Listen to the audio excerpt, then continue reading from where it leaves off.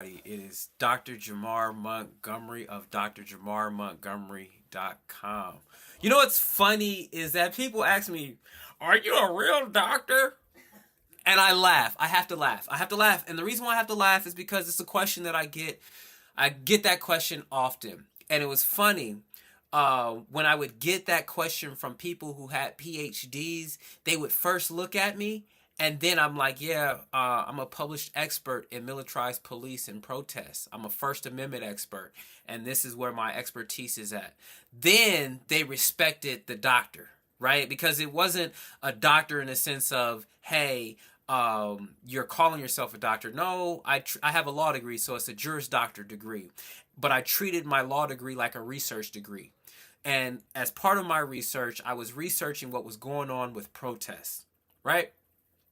So when all this stuff was going on in 2020 with all the protests and in 2021 with those protests, that was literally my research area, right? And I'm seeing that it's time for another paper. It's time for me to release some more research about what I see, because I'm a researcher. I'm an academic, but I'm also a policy practitioner. Thank you, Tammy. I appreciate that. I appreciate the heart. So, for those of y'all that are unfamiliar with who I am Dr. Jamar Montgomery. I am a former lawyer, politician, genius. I ran for United States Senate in the 2020 elections, but let me go back a little bit further. I started college at 11, started full time at 14. I graduated at 19 with my bachelor's in mechanical engineering. I went on to work for the United States Navy as a weapons systems engineer, and I was the youngest weapons systems engineer in the United States Navy's history. The system that is currently shooting down drones and missiles in the Red Sea, that was literally my system. I then went on to go to law school and got my MBA while I was there. After I graduated with my MBA, after I graduated with my law degree, I then went on and taught political science at Southern University Shreveport, practiced law as a juvenile public defender. Then I ran for United States Senate in the 2020 elections.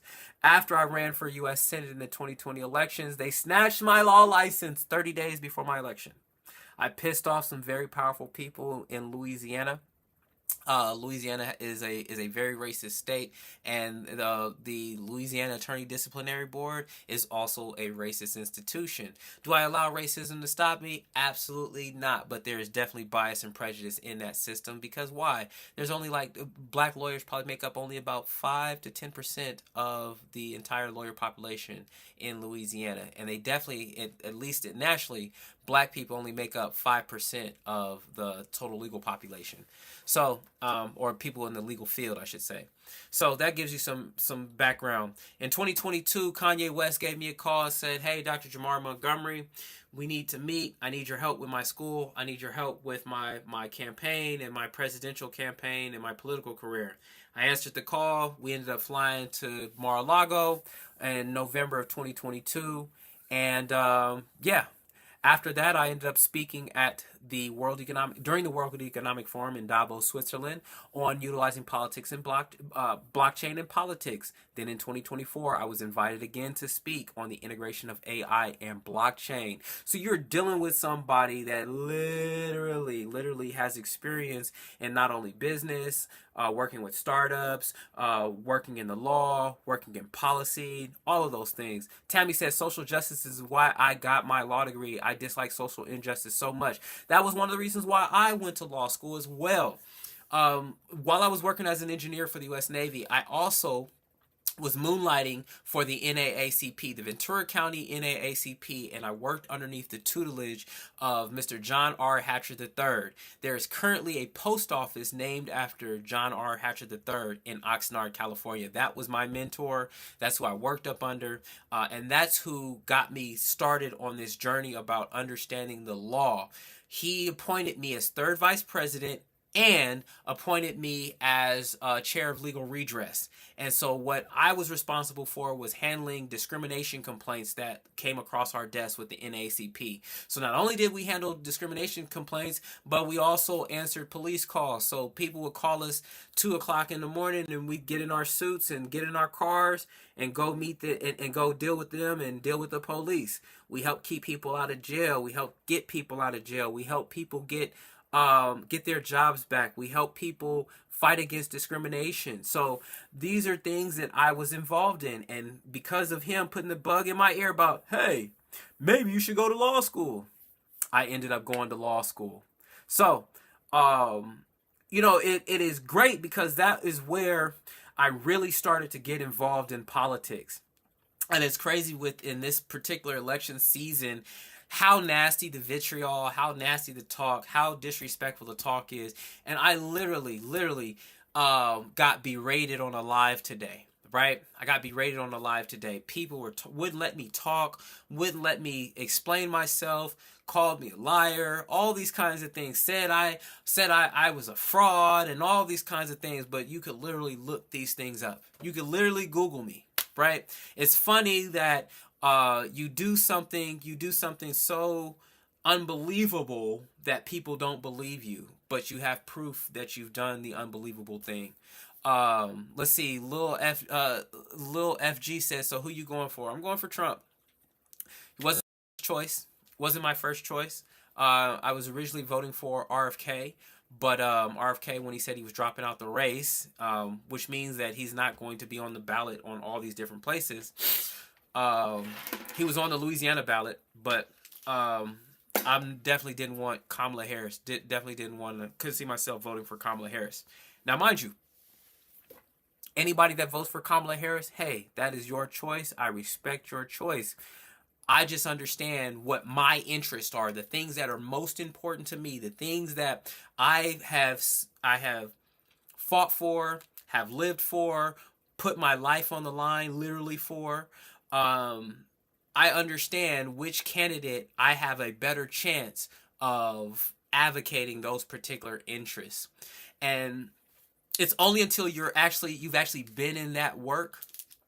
It's only until you've been in that work that you kind of understand, all right, you have what the president does, but then it really matters on the local level, right? It really matters on the local level. So the people that you vote for, your mayor, how about this? Your prosecutor, your district attorneys, your attorney generals, they make a difference. They make a real difference. When I was a public defender, I used to see how the prosecutors would talk about my clients, right? And so as a public defender, not only I was a juvenile public defender, so I've handled mostly kids, 90% of kids, but also I was so good at my job that the judge appointed me to represent men who were on child support.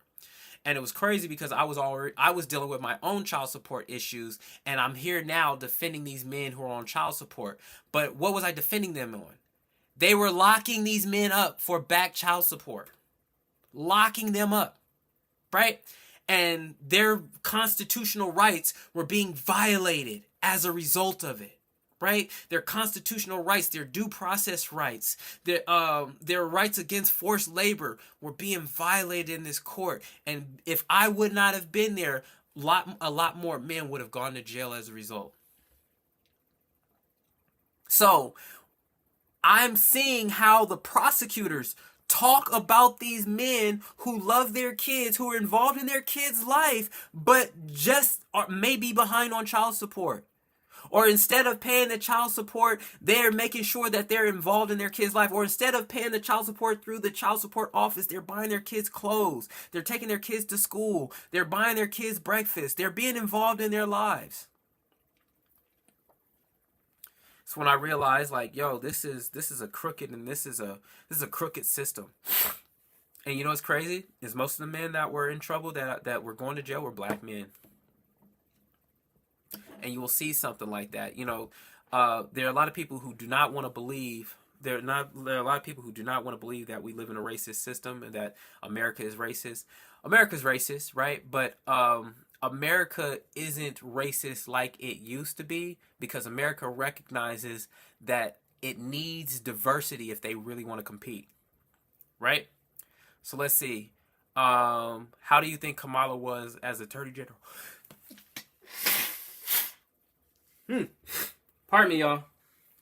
Been fighting a bug off. Been fighting a bug off. Woo. How do you think Kamala was an Attorney General? I thought she was horrible. This is why I thought she was horrible. At the time that Kamala Harris was the Attorney General, the California State Prison System, or California Department of Corrections and Rehabilitation, was underneath consent decree because of the conditions that were going on in the prison. Now, the consent decree didn't happen under her administration, but when she came into office, when she came into power, they were still under the consent decree. Kamala Harris would not sign off on releasing nonviolent offenders. So therefore, the prisons were overcrowded and the conditions at the prison were getting worse and worse and worse as a result of her not allowing for these nonviolent offenders to go back home and to become productive members of society. Now, that was a little personal for me because my mom was a nurse that worked in the California correction system. So she had to be in these dangerous environments. Islamic motivation, you gotta comment before I bring you up. So yeah, that's one, right? That's my own personal example.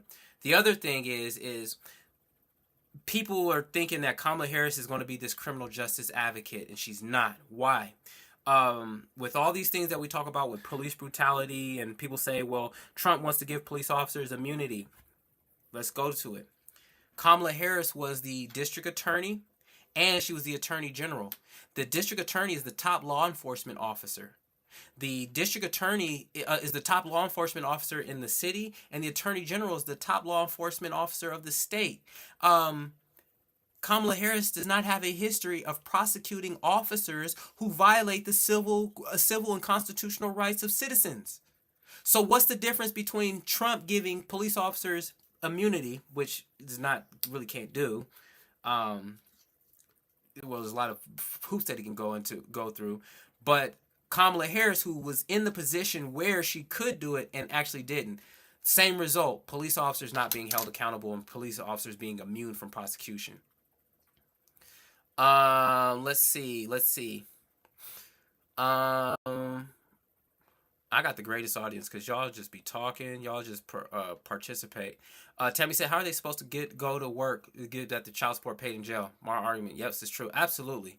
But they don't care because child support is not in the interest of the children. Child support is in the interest of the state because the state is incentivized to put men in jail and to put them on child support because they receive grants from the federal government.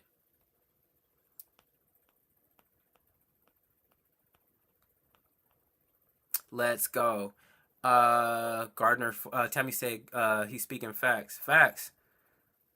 Gardner 514 said, you are so jaded, you aren't telling the truth. Gardner 514, you're more than welcome to provide you're more than welcome to provide your perspective. I want to bring you up. If you want to show me how I'm jaded, I really appreciate that.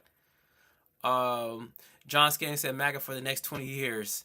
Trump 2024 through 2028, Vance 2028 through 2036, Vivek 2036 to 2044. You know, I actually would have liked for Vivek to be the vice president, but I recognize that we live in America and that Trump's base wouldn't have been able to handle Vivek Ramaswamy being the vice president.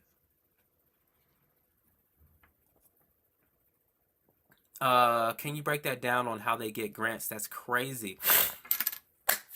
You guys are going to make me do the research? Okay. There's a thing called, Title 4A and Title 4D. What happened is that in order to receive the temporary assistance for needy families, the TANF, food stamps, and county assistance, right, government assistance, what happens is when mothers, is mostly mothers, go to apply for these services, what they're doing in exchange for those services is they say to the child support office, oh, you know what? Well, the child support office says this: in order to receive these services, you have to allow us to go after the fathers for reimbursement. However, the problem is that the states receive grants. They receive grants, not loans. They receive grants for going after for going after men on child support. And on top of that, there's certain processes that they need to follow, and those states often don't follow the processes. Also, it goes against the literal constitution about, hey, in order to sue somebody, you have to have standing. In order to have standing, you have to have an injury. You have to have a causation and an injury. And there's no injury. There's no injury. So I can get into that a little bit later. But I'm glad that you asked that. The All American Post. But it is Title 4D. It is 42 USC sections like 600 to 666. So just know that. But I'll be doing some lives on that because I'm currently going through that process right now. And yeah. BRICS currency, does that mean it's illegal? See, that's the thing. Illegal, I'll say that it is. The way in which they implement it is unconstitutional. It is unconstitutional. It is unconstitutional. The reason why it's unconstitutional is because you as a father do not have rights to your children. You do not have rights to your children if you are unmarried. You have to go and establish those rights. Even though you are the natural father, you have a moral obligation to support your children, but you don't necessarily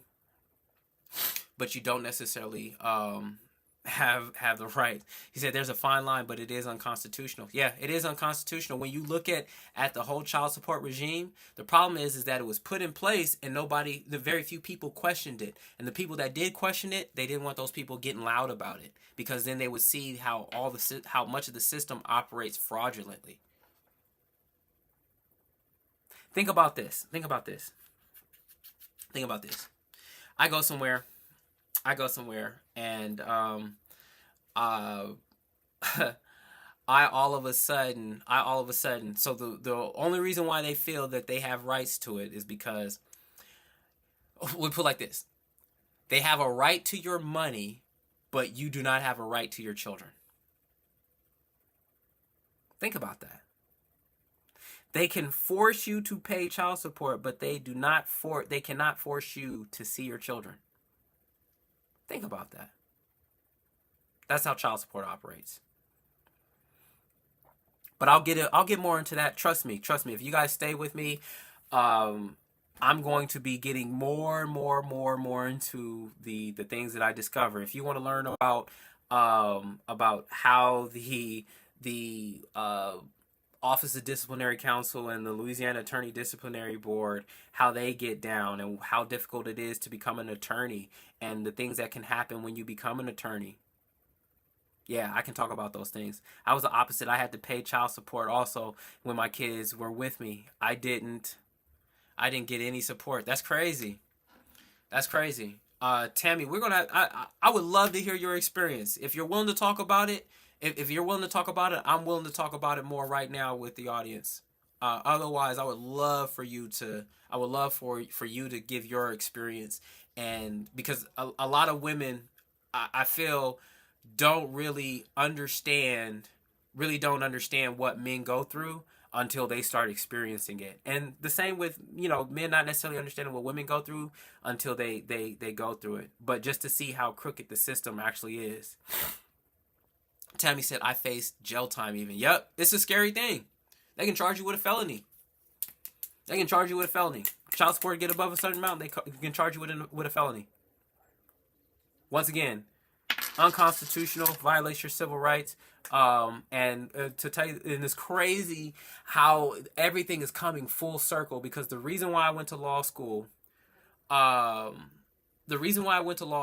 was to deal with child support and deal with child custody with my own legal issues.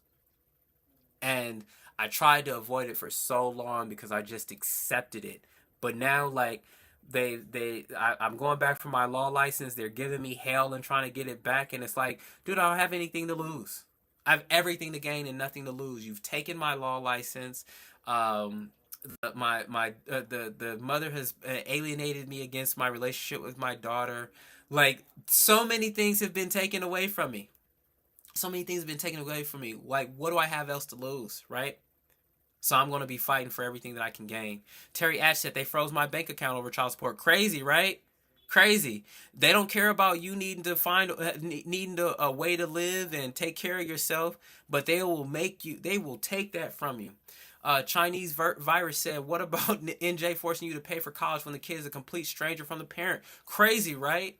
Crazy. How you're just treated. You're treated like a pocketbook. You're treated like a bank and an ATM card. You're treated like a credit card. But the things that actually make you a parent, loving your children, a relationship with your children, oh, there's nothing there. But they can force you to pay? That doesn't make any sense. Once again, I got the greatest audience. Let's see. Let's see. Is there any way to stop it? I'm working on it. As a matter of fact, right now, like I have court in about 2 weeks. I have court in about 2 weeks. And so I'm getting all my paperwork together. And you know what? Thank you, because I'm going to make sure to document. I'm going to be documenting my journey with this, because it is something. It was something I remember when I first got put on child support 15 years ago, and it was like I had fought for custody, and I was successful in like getting some of the things that I wanted in custody. But then I moved to child support, and child support court is a whole different court, and I got my ass handed to me on a silver platter with a foot sticking out of me. I was looking like a Thanksgiving turkey. They served me up like a Thanksgiving turkey. And it was a traumatic event. It was a traumatic event for me. My child support went from $400 a month to $1,200 a month, and it was difficult for me to pay for rent. I kept getting eviction notices on my door. I'm like, yo, I'm trying to figure out how to do these things.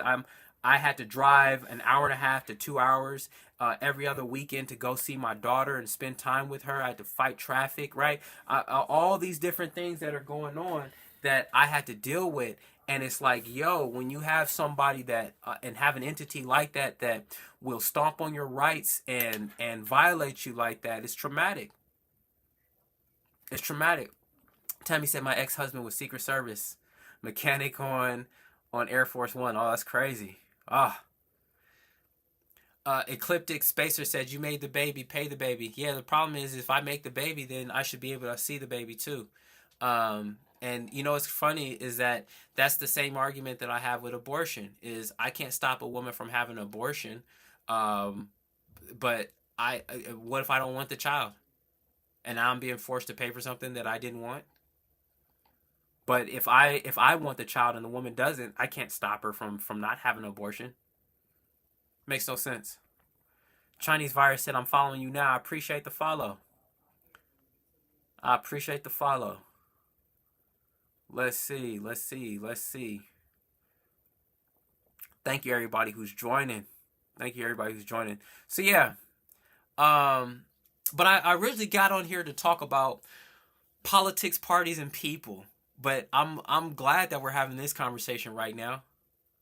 Right? I had to drive 6 hours and stand in front of a DA for him to say yes. I was paying the support once a month.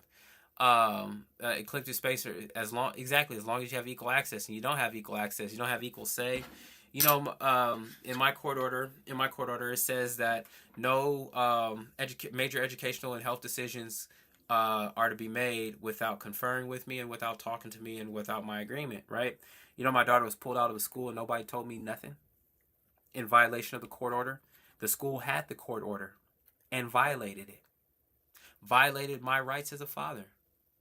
Her mother was an administrator at the school. Violated my rights as a professional and violated my rights as a father. Knowingly, purposely, intentionally.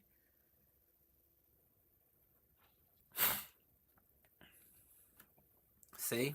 Nope, I didn't get my kids like I was supposed to either. My kids' school did that too, right? Just violate your rights, stomped on your rights. And it's like, people are like, oh, why don't you go to court? And the people who've gone to court and did that are like, yeah, you don't really know what you're talking about. You have no idea the level of energy, the level of time, the level of money that you will have to spend. Black said, who was in office when that happened? Obama was in office. So should I thank Obama? BRICS currency, Black Trump, Trump. Trump created the child support system. Yeah, no, thank you, exactly. So yeah. So there are things that happen in this country. There are things that happen in this country that are unfair, that aren't right, and it's recognizing that a lot of the things that happen are a result of voting in the wrong people.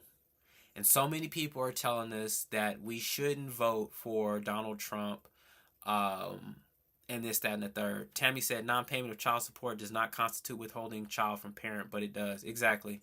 Tammy, you can. Yeah, I know you've been through it. Just from what you're saying, I know you've been through it. You've had the experience that many men have had. See, wasn't expecting for the conversation to go here, but here we are.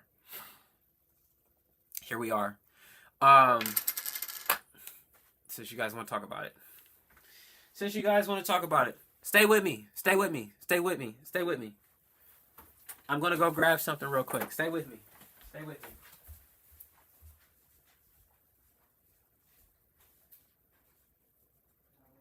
I'm going in there real quick. All right, I'm back. I'm back. He never paid any child support when they lived with me. Not a dime. Crazy. Crazy. Like, this is what you have to do when you're working on your own case, right? When you're working on your own case. This is the level of organized that you have to be. This is the level of organized that you have to be. And this is just some of the documents that I've had to file, right? Let's look at this. So this is one part of the file. This is everything that's been sent to the court. These are my notes, right? And stuff that I should have been doing, right? Some that I should have been doing. But it's all good. Well, some of that's already done. I need some more stuff done. Like, I'm sending documents tomorrow anyway. This right here is the correspondence that I've received, right? I also have some more notes. I got some more notes. Like, research. And since I was a lawyer, right, I was like, I can do this myself. Just not going to get emotional about it.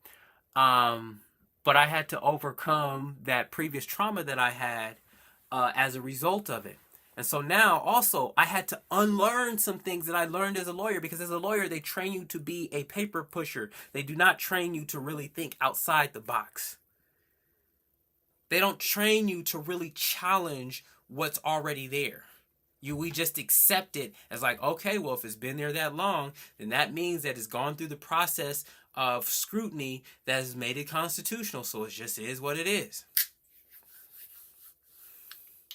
That could be farther from the truth. Black said, where are you from? I'm from everywhere. California, Texas, Louisiana, and DC. Grew up in California, spent my summers in Texas. Spent 8 years in Louisiana. Did some disruptive work and helped hunt terrorists in DC. And now I'm in the Pacific Northwest. So yeah, not me. I was always searching case law. I don't accept what it is. Yeah, and see, that's the thing. Like, I had to learn that.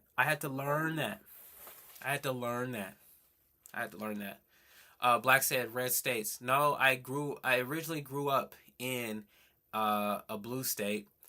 The place where I was at in Texas is actually a blue dot in Texas.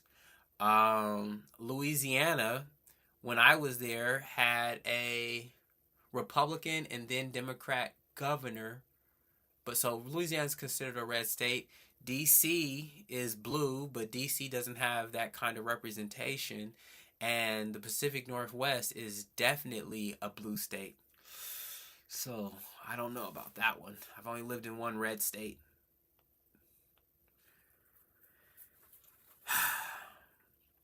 Black, you want to come on up? Let's come on up. All right, invite's been sent. So yeah.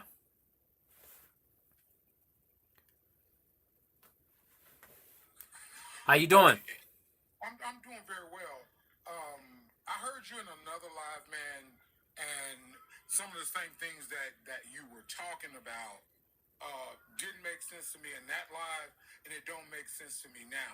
Good. And right, and that's fine, But you had said something about, remember we talked about being military and what have you. Yep. And you equated working for the Department of Defense or some other agency as being congruent to military service. No, I did not. I had a problem. Yeah, you did. No, I did not. Yeah, you did. Because I was the one that made the comment to the young veteran in the live. You came up with your department. I don't know what department you worked in. That's not the same as being a veteran, sir. I never said I was a veteran. Yes, you did, sir. Never did. Yes, you did. No, I did not. You equated your shit. You equated it. I never said I was a veteran. You equated it. You did. Never said I was a veteran. You did. Sir. Never did. Never did. And that's okay. That's okay. Though, because I sat there if you're if I sat and I listened to your bullshit, sir. If you're going to say things, at least say the things that I actually said. You did that. The one thing, if you're going to say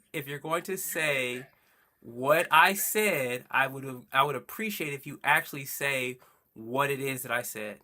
I would actually appreciate if you would actually. In the context of the conversation that we were having, it was about military veterans and young veterans. How many? No. Let me finish, sir. Go ahead. You want to have a conversation with me? Let me finish. You interjected in a conversation that I was having with a young veteran that hadn't served no more than 2 or 3 years in the military. I'm retired, senior level management upper level management in the military. Mm-hmm. You came in and the question was about veterans. You brought your service into the conversation about some department that you worked in. You were not a veteran. I never said I was a veteran, and yes, mind you, no, I never. Hold on. I had been brought up 3 times. Are you going to allow me to speak? Are you going to allow me to speak? Are you going to allow me to speak on my platform? Are you going to allow me to speak on my platform? Are you going to allow me to speak on my platform? Thank you. All right. Well, then the only one of us can be speaking, sir.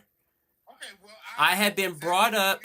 I had been brought up several times, and the time in which are you going to? Which one are you going to do there? There are other people on the line. Okay, go ahead. But I'm just calling you out on your bullshit. The thing is there is no BS. Yes, it was bullshit. You came up as if though you were this middle of the road. You gave the impression that you was an independent. Let me finish.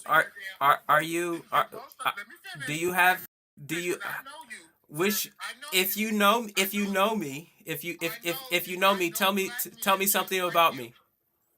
Okay, I know. Tell me something about me, and tell the truth. I know your grievances. What are my grievances? About black women. Your grievances. My grievances are with black women. Yes, and your grievances are. How are my grievances with black women? Jamar, I heard you. How are my grievances with black women? You are talking about a child support system where you're fighting some shit. Absolutely. If these are your children, right? I have one child. Absolutely. Okay, so what is what about taking care of of your child is problematic for you, sir? What part of taking care of my child is Taking care problematic? of your damn child is problematic for you. The fact that the government is involved in my business. The only reason the government is involved in your business, sir, I didn't have a is because choice in you that. weren't doing. No. Let me finish. The only reason the government is involved in your business is because the person that you had a child with deemed it necessary to say this motherfucker is not taking care of his kid. All right. Well, let's put it this way. The reason why the reason why the government was involved in my business was because the government decided that it was more important to take money from me than to prosecute the woman who sexually assaulted me when I was 17 and she was 26. And she was 26. That was absolutely. You had a baby by her? Yes. You had a baby? Yes. She sexually assaulted you? Yes. That just don't make that. Exactly. Exactly. Do you want the case number? Do you want the case number so you can go look it up? Do you want the case number? Do you want the wait, hold on. You just got done calling me. You just got done saying I'm saying all this BS. Do you want the case number? Wait, hold on. Let's see. Let me pull up. Do I have the case number here? No, this is the wrong file. You want me to pull up the case number for you? You want me to pull up the case number for you? Let me pull up the case number for you. You don't have to do it for me. I'm not. Hey, you've made all these claims, and and none of them have been true. So thank you. I appreciate you. See? Let's see. Who else wants to come up? Let's bring Bajan on. What's going on, Bajan? What's going on, man? I'm a black man that just got off child support about a year and a half ago. And I want to say this. I spoke, and I live in Atlanta. And I just want to say this. I asked the security guard once I got off, I asked the security guard at the center. I said, I said, how many of black men, of the other people, the YT people coming here? He said it's about 2% of YT people that comes in here compared to black people. And even though I was on child support, which I didn't need to be on, because even though I was on child support, my kids still came and asked me for stuff, and I still gave it to them. Because when I was married, I took care of my whole family. And as soon as I moved to Atlanta about 4 years ago, I got about a 40% raise. And if you know child support, over a certain percent, you could go back and modify. Soon as she knew I moved to Atlanta, she went back and modified. Went back and asked for more money and got $500 more. So, but don't you think that is compensatory to what if your salary increase? These are laws, man. You guys just because it's law does not make it constitutional. Just because it wait, black, you've been off the chain. Just because it is law does not make it constitutional. That's the thing. Let me explain something to the black. Let me explain. Where did the child support? I was living in a house. Understand where the child support. Let me explain something to you, black, since you don't know. I was on child support, and I had $100 a month for groceries for the whole month, and I couldn't pay my bills, and I barely could buy food, and it is a struggle. And if I went out there and got a second job, it would have hurt me. You know why? Because she would have went over that second job and got more money because I got more income. So it took me 2 years to get my credit score from out of 500 up to the 600s because I got hurt so much financially. I couldn't pay anything of my own. And it's illegal. It's illegal for them to put child support on your credit, and they just stopped doing it within the last couple years. Understand can anybody tell me where the child support bill came from? 42 USC 600 came out of the Social Security Act. Under what president? It's a good question. The child support was originally created in the 1930s. That's exactly what I thought. And This is the thing. I Can you don't tell me? care. Can you tell us? I'm not gonna. No, Can you tell us? Okay, all right. So You can go and research it. You can go and research it. you brought it up. You brought it up as if you knew. But it lends context to the conversation that you guys think that you know, but you have no knowledge of. What, you don't have any knowledge of it. You haven't even brought anything up. Yes, You haven't brought it. You haven't brought anything up, Black. You haven't. You haven't. Whining about taking care of your own child. Oh no. I'm talking about the system that is involved in it. You are scapegoating because you were sexually abused. And God, I feel sorry for you that you were sexually abused. I mean, I don't think that. No, you don't. No, you don't. So don't sit up there. Don't try to pass yourself off. Don't try to pass yourself off as a decent human being because your behavior has shown the opposite. Don't try to pass yourself off as a decent human being because your behavior has shown opposite. What I'm saying, sir. I am a victim of sexual assault. Okay. I am. All right. I'm a retired 21-year veteran. I've seen females go through the same things. So I am very empathetic to people who say that they were sexually abused. However, I find it hard to believe when we try to incorporate sexual abuse and child support in the same sentence. You laid down with this person and had a child. Mm-hmm. And regardless of what you think, So should the government be the government shouldn't be in my business. Jamal, let me finish. The state don't ask for a lot. They don't. Yes, they do. They don't ask for a Yes, lot. they do. How do you know? How do you know? Black, I pay child support. I pay child support. How much did you pay? $130 something dollars? I've always paid outside of because I know my kid needed more than what the state required. Mm-hmm. Black, I paid $1,500 a month. I get it. I paid 11. I paid 1,100. So Black, you don't even have a dog in this fight. The fact that Bayesian has paid 15 times what you paid, and Black and I paid 11 times what you paid, and Tammy paid 1,200. It does. Do you love your child? No, it don't. It does. Why? But why is 98% of black? If you ask me a question, allow me to answer it, sir. You asked me if I love my child, and I'm answering your question. You asked me a question. What question I asked you? You said why. That's a question for the people that are unintelligent in the room. That's a question. Now, you ask me why. I don't give a damn what the state required me to pay for my child. Whatever my kid needs, if it's outside of what the female that I laid down and had this child with, if it's outside of that, I know there's basketball, there's football, there's summer programs, there are all types. I got a black boy. What that mean? Why didn't she give the child to you? Sir, if you're gonna allow me to answer, let me fucking answer. Wait, did I cuss at you, Black? Did I cuss at you? Did I cuss at you? So let's call it. Hold on. The one thing that we're going to do here, You're gonna have to learn to respect each other. Don't interrupt. You talk about respect, but you hear cursing at people. Make no sense.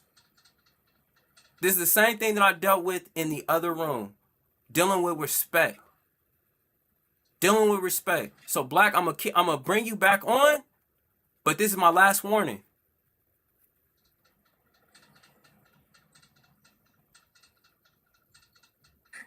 Okay, the point that I was making, sir.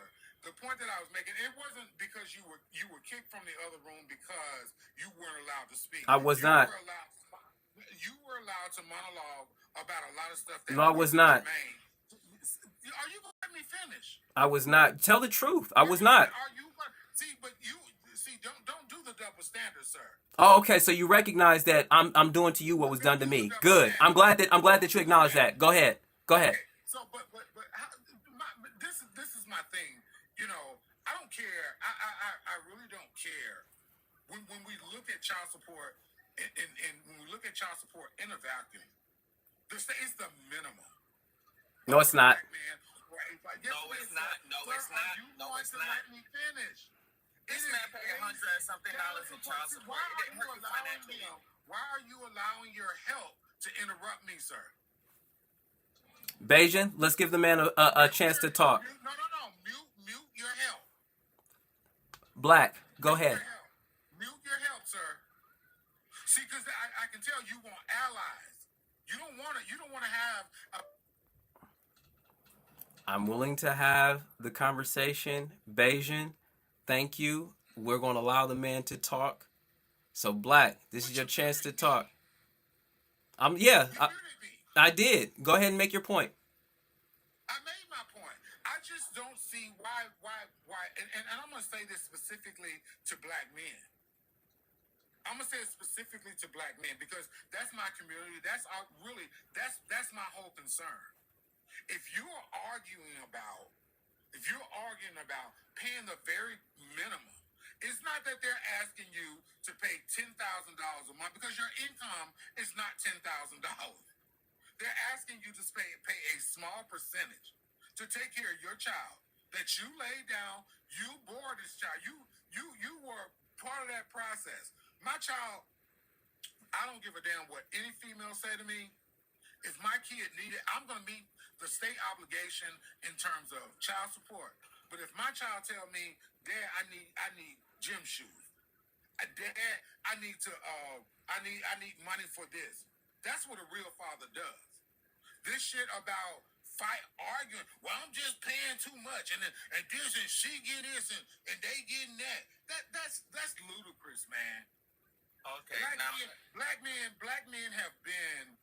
We have been some of the most pettiest people that I've ever seen. Okay, Jamar, let me say this. Please. You have somebody here. You have somebody here who paid $100 and change a month. Now I pay $1,500 a month in child support. My rent was $1,250 because I had to get a three. Let me finish. Hold on, Black. I had 2 kids. Let me finish. And I am not the only one of my friends that I know. He's talking about $100 and change a month. Now, it hurts you financially since he don't know my credit. Like right now, I have no problem taking care of my kids. Both my kids in college, I pay half their tuition. Both of them 19 and 20. Black. Right, and I don't have a problem doing that. But what I'm saying to you, when the system puts you in a position financially that the only thing I could have paid when I had my apartment was my apartment rent, my utilities, my car insurance, and my car payment. My credit got shot because I was paying $1,500 a month. Now you add up $1,250 in rent, $100 in child support. You have no money to basically take care of paying your creditor. I barely have money for food. So that's when you have and then my ex-wife came to me and I had to my last year child support. I had to pay my daughter graduation fees because she got mad because my daughter picked me to walk down the field with her on senior day. You don't understand. There are people out there that take advantage of the system. I understand. Don't blame. This is what we gotta stop doing. We gotta stop blaming the federal government on our motherfucking impulsive sexual proclivities.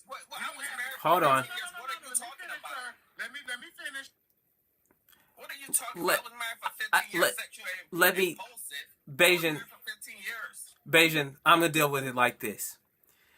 What was missed out of there was the part about the unconstitutional parts of child support. That it violates your due process rights and how the obligation is created. Somebody, just because you have a child, if you're going to say that this person has rights to my money, then my rights to my child should also be automatic. Exactly. Is Black coming back up? Black, Man, hey man, this is your last time coming up. Tammy said, not to mention I had to go to court once a month, driving 6 hours to be there, missing out on an entire day of work. The parents don't understand that they are parents. And why did this get brought up? Be loved, way higher than the required amount. And Tammy, I would love to hear your experience because you're a woman that's gone through this. And you're somebody with legal training. Let's see. Bajan, did you have any final thoughts? I just want to say this before I get off. It's not about crying as a black man. I want to say that we're in a, like I said, I asked the security guard about, he said it's only 2% of white people that actually comes into that, use this same system. It's always the men that mostly want to do things for their kids that get hurt the most. Yep. It's not the ones that, the deadbeat dads. It's the one that always want to be involved with the kids. You're overreaching by handicapping the man financially and making him struggle. I had to move back in with my mother because my mother and stepfather, thank God they had a humongous house, that I had to move back in because I was hurting financially. Because I had to be able to pay my credit card bills and get my credit straight again and be able to buy a home. I couldn't do that if I still had my apartment. Once my lease was up, my mother helped me out. And it's a lot of men here that has to move back in with family so they could keep their head above water. And that is not a system that needs to be around. It's hurting us more than helping us. That's all I gotta say. I appreciate the platform. Absolutely. Thank you, Bajan. I greatly appreciate you, man, for sharing your story. Tammy said the ones I represent are always the good ones. Tammy said my youngest child's dad didn't ever pay anything and I tried to get it. Tori Cruz said I just want to appreciate what sounds like a good intellectual discussion. Absolutely, Tori. Once again, I am all for people being on my platform and coming up and sharing what they have to say. It's got to be done with respect. There's got to be a level of decorum that is here because I'm not going to deal with the disrespect. I'm all for people disagreeing with me, right? But I'm not for the disrespect. So Black, this is your last time, man.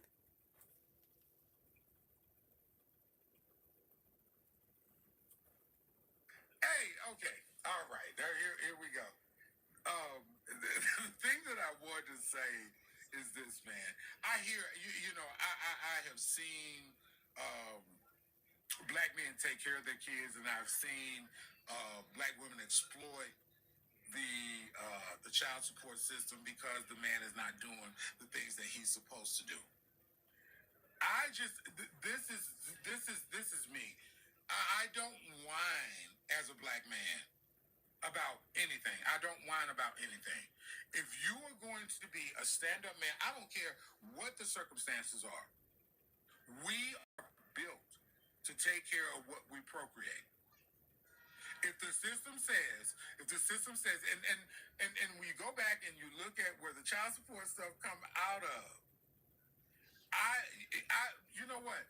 I would feel bad if my son listened to this live 5 years from now and hear my dad saying the things that he said.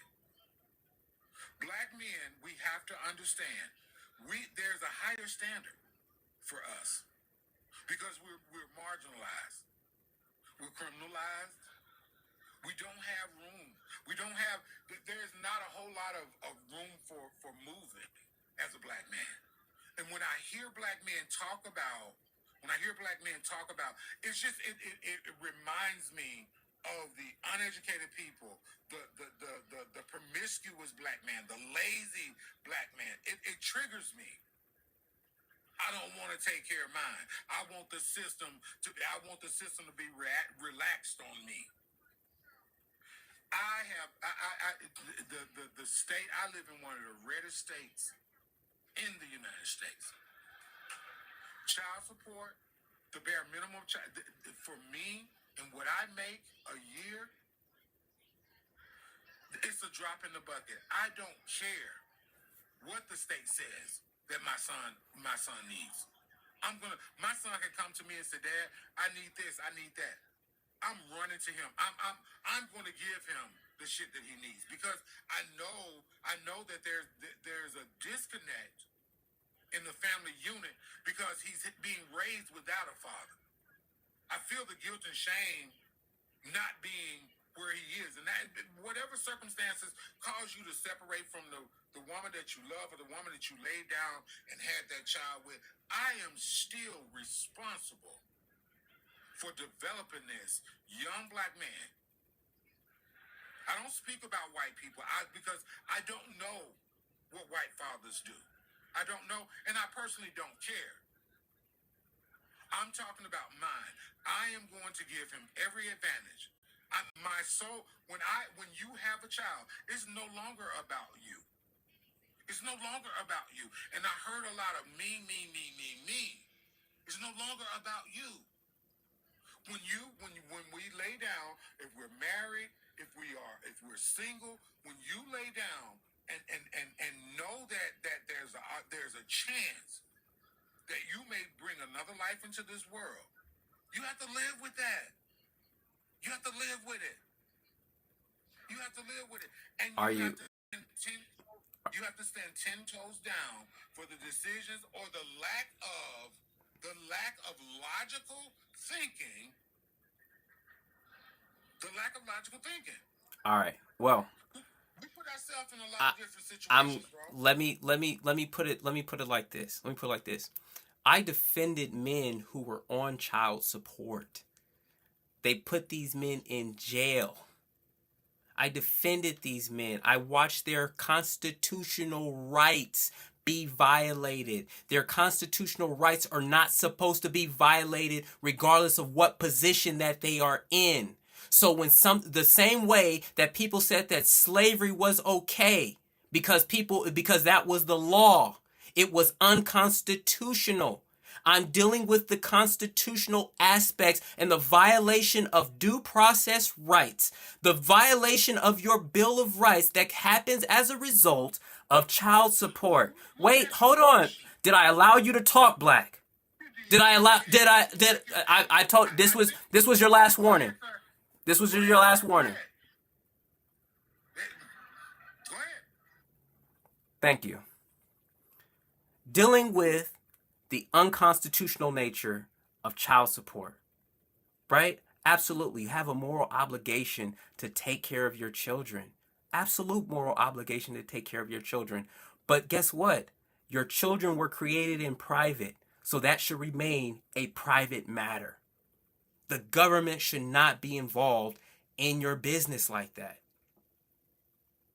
Point blank, period. Tammy, you are a lawyer. And you look like a white woman, and you're a white woman who was ran through the ringer of this system. I'm going to read back some of your comments. I was ordered to pay support that day and was ordered to pay 6 months back support. B Love said, once again, Gerald Ford did the Child Support Act in 1974. Tammy says, support they hit me with the day the order my support, I would have spent 90 days in jail. I had a 30-day suspended sentence, 60 days suspended. If I didn't come up with the back child support, they were going to put you in jail.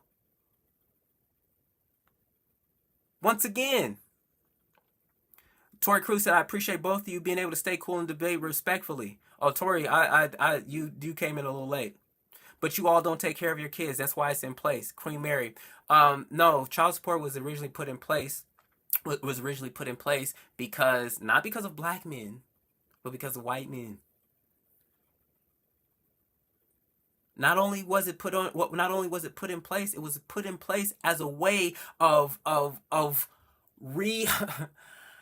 was a temporary assistance for needy families. So these grants were going out to these families that needed assistance. And so they ended up going after, they said, all right, we're going to help you. We're going to give you these grants, but only if you decide to go after the fathers to try to get some of this money.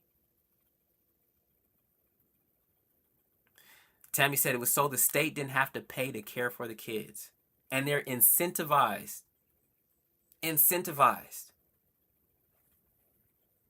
Queen Mary said, I said you all, not just black men. Queen Mary, Bricks Currency, enjoy your singleness. Black said you don't want the truth. You just got done talking about you just got done talking about your experience. I'm glad that you shared your experience. Once again, I pray that your son never has to go through the child support system. And I can bet you your bottom dollar that if your son was making $80,000 a year and only got to see his son maybe 20 or 30% out the year, which is basically about every other weekend, and the mother of the child, she was making maybe $50,000, he'd probably end up paying about $1,100 in child support. They can take up to 30% of your non-taxable income. So they get that income. So if of $30,000, of $80,000, they can legally take up to $24,000 of it. That's $2,000 a month. Crazy. Crazy. And we have people on here that were paying $1,200 and $1,500 compared to your $130. Hey, yeah, absolutely. You had a lot more left to be able to give to your child. Not all of us were in that same position. Not all of us were in that same position. Joe Fisher said, I'm with you. I was in jail a while back. A majority of there were in for support. That's my point. So many men. There were so many men involved in their children's life that were paying child support, weren't able to pay the full amount, that were sitting in jail. Oh, so what happens? They lose their jobs. Oh, how does that help the child? Doesn't. Black, because you don't respect that I give you. I don't get the same respect from you that I give to you. I'd bring you up, but I don't receive the same respect from you that I give to you. Tori Cruz, all that money should only go to the child and not anything else. Queen Mary said, never remove child support. Too many kids are fatherless and abortion bans will make it worse. Let's put it this way. The CDC, the Center for Disease Control, said that black fathers are the most involved fathers out of all racial groups. The most involved fathers. That's whether they're in the home or out the home. They're the most involved fathers. So that the fact of uninvolved fathers is untrue. Let's put another point into it. 75 to 80% of all the births of black babies are by 20 to 25% of the population of black men. Think about that. So the women, the men who are procreating out there, many of the men that are procreating out there having multiple children, are paying for their bad acts. The men that are out making most of the children aren't having to be held accountable. But it's the good men, the men that are trying to do the right thing, that are being penalized, that are ran through the ringer. Joe Fisher said, if anything, they need to come up with a program for people struggling to help support to put them in. This is the thing. Child support can make you pay, but can't find you a job. They can force you to pay, but can't force anyone to hire you.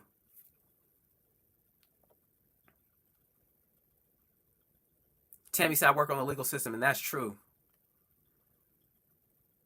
I'm not telling y'all my opinion. I'm telling y'all facts. These is real facts and statistics. That's my point. Like, yo, there's an unconstitutional nature to this stuff. I don't have equal rights. I don't have equal access and equal rights to my children. No, I didn't block you, black. That's not even my get down. It's not even my get down. You have to try again with another lie that I do, man. To come back on, because there's gotta be a level of respect and decorum amongst black men, and especially with you being if you consider yourself an elder. But nah, coming on my platform and cussing and all that stuff and whatnot, like, bro, I didn't do that to you, so don't do that to me. So maybe if you decide that you want to jump on any more of my lives, you absolutely can. Queen Mary said, facts, kids are expensive. You don't want to pay for them, don't have them. Well, the good thing is that, unfortunately, if I as a father don't want the woman, if I want to be a father and the woman doesn't want to be a mother, I can't force her to not have an abortion. If the woman doesn't want to have the child and I want to be a father, I cannot force her to not have an abortion. I have no control. If I didn't want to have a child and she wants to have the child, she cannot be forced for me to see that child. I have to fight for that right in order to see my child. It's not automatically given to me. But if she goes for child support, it's automatically given to her. Tammy said, I wanted to take care of mine when the ex has a vendetta against you. Once again, like, Tammy, you have been through it. I can tell you're what is it, a voracious advocate, because you went through that experience. So you know what it's like, and you know what it means for this injustice to happen. You know. And it's like they want child support. It's like if the most guys, if they could get their children, they wouldn't want child support. They wouldn't ask for child support from the woman.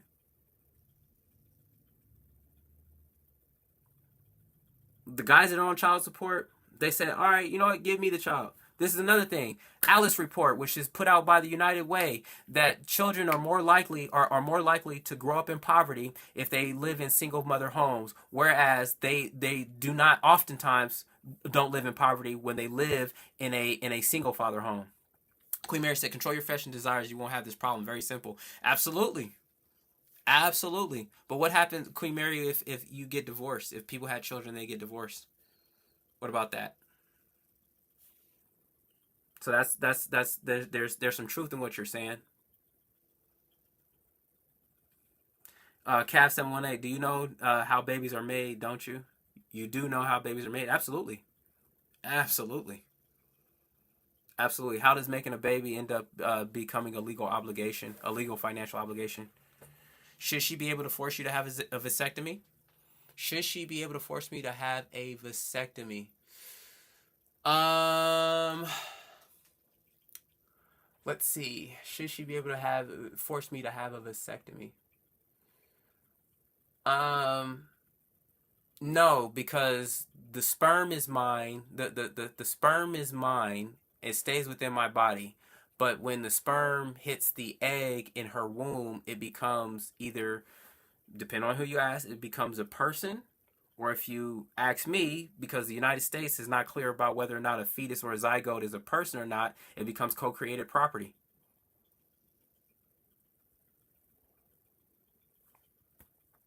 That's the real conversation that we're not having. We're not having is that, yes, is the baby, the zygote or the fetus is in the woman's womb, and if it's a person, then it's a co-created person, and if it's property, it's a co-created piece of property. Yet, because you have possession of it, you get to do whatever the hell you want to do with it, and violate my property interests in that. Should she be able to never allow you to touch her? Avis, okay. Katie Twist, okay, I'm here now. Be productive and explain. It's part of the man also. Tammy says it's part of the man also. Exactly, but it's not treated that way. Because you go and have an abortion, I want to be able to have the privilege of enjoyment of this property, or of this zygote, or of this fetus, or of this person, and you have just absolutely alienated my right to enjoyment of it. It takes a man and a woman. It takes a man and a woman, but it's never, it's my body, my choice. Why isn't it the man and the woman's choice? Patty Townsend, am I a woman? If I was with the Democratic Party, I would say that I identify as a woman. I'm a non-gender conforming woman. I could be.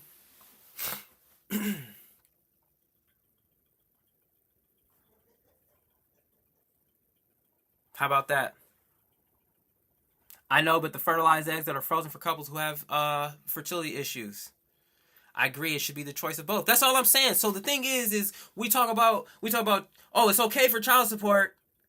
It's okay for it's men need to support women and need to support their children when it comes to child support, but men don't get to have no say when it comes to whether or not they want the baby to begin with. Like that's the real talk. That's the real talk that we're not having.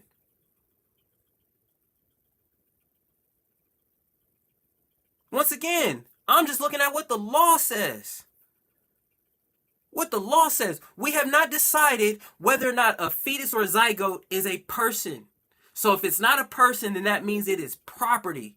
And if it is a person, then we're saying that it is okay to kill a person that is inside the womb, but it's not okay to kill a person that's not in the womb.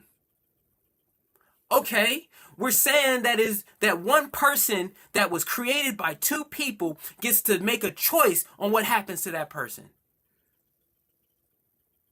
Well, okay, well, the baby ain't got no say? Because the man sure as hell ain't got no say. The baby ain't got no say. But it's my body, my choice, and she gets to do whatever the hell she wants. But then when the child gets here, oh, what if I as a father didn't want the child? I have to be responsible. Let's be real. Let's be real. Once again, I'm talking about what is in the law. So I don't think it's that complex. Animals abort if conditions are bad. Animals are not aborting their children to the levels that humans are. In no way, shape, form. And in fact, black women are the leaders in abortion. But child support depends on the parents and should be decided on the individual situation. Child support is not dependent on the parents. Child support is dependent upon what that woman decides to do. I think if she doesn't want the child and he does, she has to turn over all the rights. Absolutely. Tammy said, if you're not married, you file to get your name on the birth certificate. Absolutely. And you know what? There's certain things that come as a result of putting your name on the birth certificate. It's called voluntary parental acknowledgement. And guess what? There's certain things that are supposed to happen because at putting your name on there is supposed to be a voluntary thing. Bernice Mack said it's not a person, it's not your property. The woman allows all births to thrive. How did that fetus, how did that zygote get in there? Because the only person I know that had a virgin birth was Mary. So all of a sudden, because my sperm is there, it is there. Oh, are you saying that because now the sperm is inside of her body, that now because I've relinquished it into her body, the sperm now also becomes her property? But all of a sudden, once the baby is born, now I am supposed to be responsible. Come on, man. Come on, man.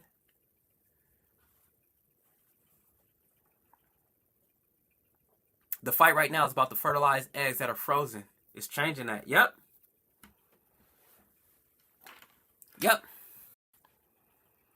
Cav 718 said rights should be equal. Absolutely. That's what I'm saying. That's all I'm saying is let the rights be equal. Let the rights be equal. And they're not equal. Abortion is a natural part of life across all species, human, animals, plants. Yes. Okay.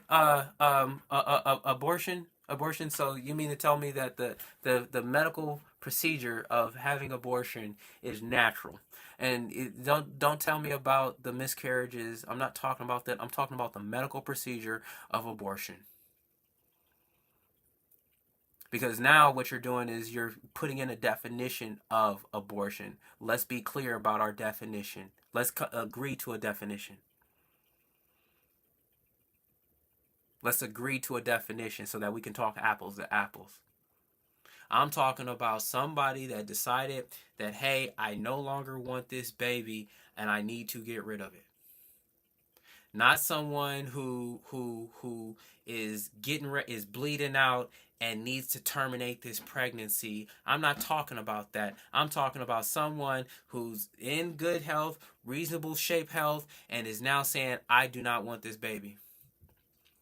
The fight right now is the lady who dies because a man thinks he's God. Man doesn't think he's God. Has absolutely nothing to do with that. Cav 718 said abortion, in my opinion, should be highly regulated and be decided on a case-by-case situation. I don't think, you know what? Abortion is a personal choice. Abortion is a personal choice. I'm saying that we should make better choices. We should make better choices. Because there's condoms out there. There's contraceptives, birth control. There's all kinds of things. There's abstinence. There's pull out, which isn't 100% effective. There's things that you can do to prevent yourself from being pregnant. I'm saying that we should make better choices. Cigarettes are available to everybody that's over 18. Doesn't mean that you need to go and smoke a cigarette and make the choice to go and go do a cigarette. Smoke a cigarette. Yeah, abortion is a choice that people have. It doesn't mean that you should make that choice. Oh, well, I have a career and I can't afford it. Yeah, I understand that. And this is coming from somebody that's had abortions, right? I couldn't have the abortion. I've paid for abortions. And I didn't realize how heinous it was until I started getting older. I didn't realize how cowardly that was until I started getting older. I didn't realize how evil it was until I started getting older. I didn't realize the spiritual the implications of it until I got older. Things I did in my ignorance.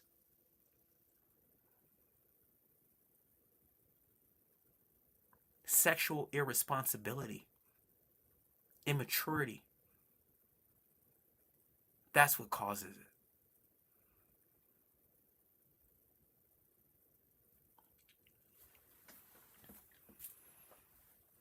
You live and you learn. You absolutely do. You absolutely do. You absolutely do. You got the moral part of it. You got the spiritual part of it. You got the law part of it. Right? The people are saying, oh, well, you're going to stop me. You're going to stop abortions. I'm saying, like, okay, you can have the abortion clinics, but black women are leading abortions. How can we say Black Lives Matter and the leading killer of black people is abortion? It ain't the police. It ain't high blood pressure. It ain't diabetes. It's black women having abortions. Black people having abortions. And just so you guys know what let me go to my research. Let me go to my research so I can read this. I can read this to you guys.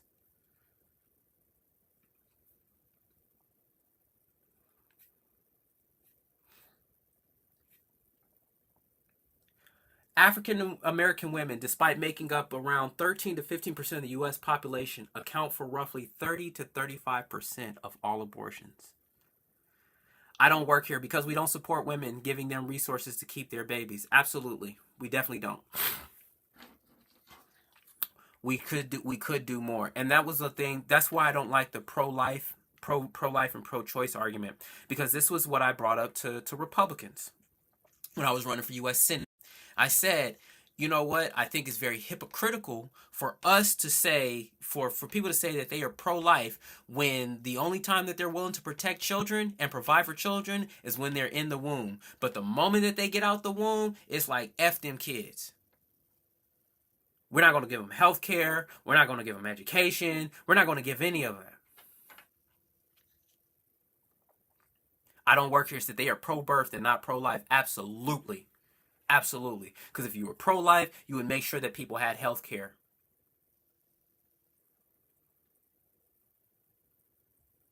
So I'm telling you this as somebody that's with a fair and balanced opinion about these things.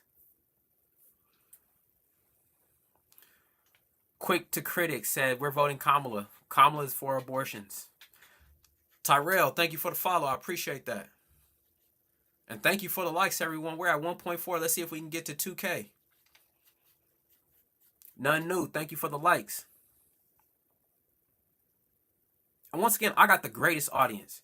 I got the greatest audience that a content creator and educator and political advisor like myself could ever ask for. Katrina Owens, thank you for the follow. I appreciate that.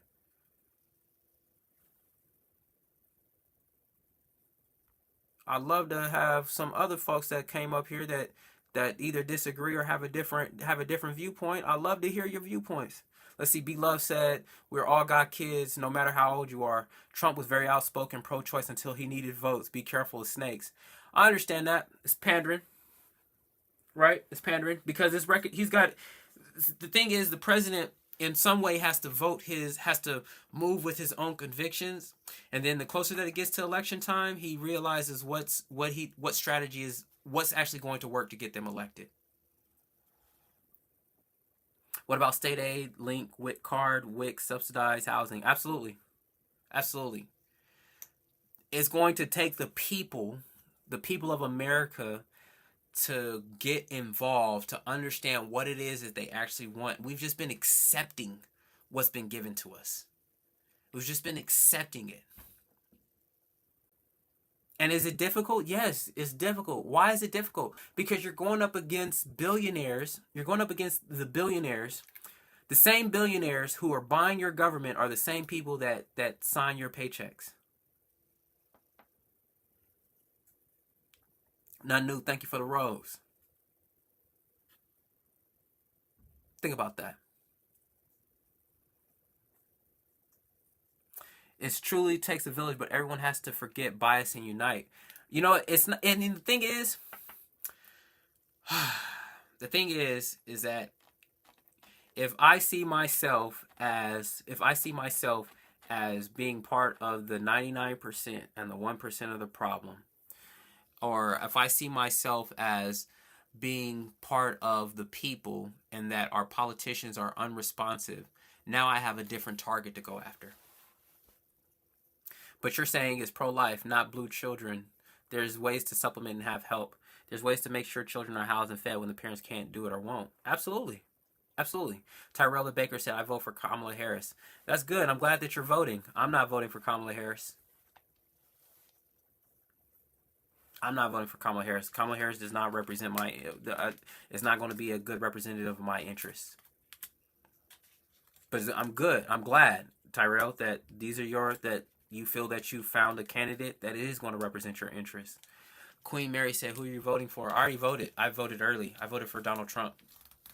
And I originally wanted to vote for RFK, and they said that he was dropping out the race.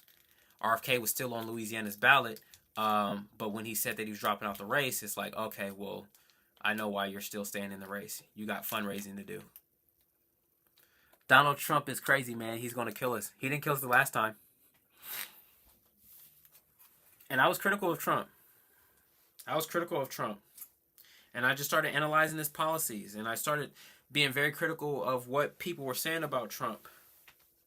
Mind you, in 2020, I voted for Kanye. Oh, Queen Mary, LOL, hilarious. People vote against their own safety every day. Kamala Harris didn't keep you safe from the police. She didn't.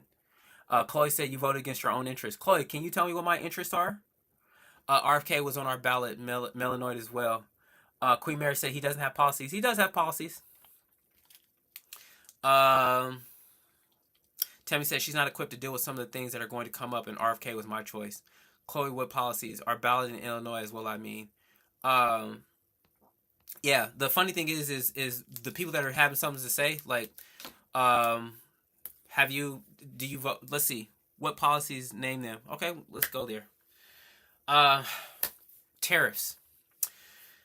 Tariffs against Chinese businesses, which in one way is good and which in another way is bad.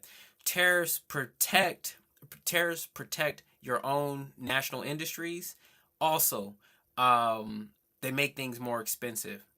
And being that we're in an inflationary environment, it's kind of normal that those things happen. But what am I for? I'm for crypto. I'm for the Second Amendment. And I'm for lower taxes when it comes to businesses. Why? Because I'm a business owner. Why? Because I'm in crypto. Why? Because I am a Second Amendment advocate. Queen Mary said, "You voted against yourself and our community. Shameful." Queen Mary, I did not. There was a question that was asked by Don Peebles, who is like one of the richest black men in America. And he was asked, "Is Donald Trump racist?" And Don Peebles said, who knows Donald Trump personally, said, "I don't think that Donald Trump is any more racist than Joe Biden." I would love to hear what people have to say with how I voted against myself and my community. I'd love to hear it. Flip flops all day. Said incompetent, unqualified. Hills up Harris. No policies except Trump. Trump 2024. Higher tariffs does not equal lower taxes on businesses. I know it doesn't. Don't lie to them. Companies pay for tariffs, not the people. The people do pay for tariffs. Nope, you told me all I need to know when you said you voted for Mr. West. Moving on. Good. Thank you, Chloe. I also ran for U.S. Senate in the 2020 elections. Also taught political science. Let's see. You know we can hear and see with your own eyes, right? He's racist. No, he's not. No, he's not. I've met with the man. He might be disrespectful. But I didn't get racist from him. Queen Mary, he will give full immunity to police. Hope you don't live in a red state. Good luck. Prosecutors and district attorneys have more power in giving police immunity than the president. And guess what? Kamala Harris was. She was a prosecutor and an attorney general, and she did not prosecute cops in California that violated the civil and constitutional rights of people. So what's the difference between President Trump saying he's going to give police immunity and Kamala Harris, who was in the position as the top law enforcement officer, not prosecuting bad officers? You just gave no policies that Trump has that will help you, your community, or your people. You know what? I've helped my people in more ways than one. Let's see. Jaron said you voted for Cornel West. No, in 2020 I voted for Kanye West. The prices will go up, but it's worth protecting our jobs. No, they don't. Explain yourself. Elon knows. Let's see. Rudy Giuliani given week to turn over 5 million Manhattan Co-op to Georgia election workers he defamed. Yep, that's why you got to be careful with what you say. Let's see. Keep blocking me. They only want their own agenda and don't want any outside interference. He gave 3. Are you seriously sitting here to talk up Trump? Have you looked at yourself? Go sit down somewhere. Yeah, I looked at myself. I look at myself as an entrepreneur. I look at myself as a business owner. I look at myself as an investor. I look at myself as an engineer. I look at myself as a former lawyer. I look at myself as a politician. I look at myself as a political advisor. I look at myself as an international speaker. I look at myself at all these things other than just being a black man.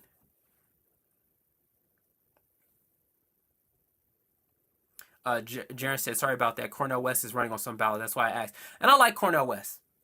I don't like Cornel West more than I want to see. I do not want to see Kamala Harris win this election. That's real.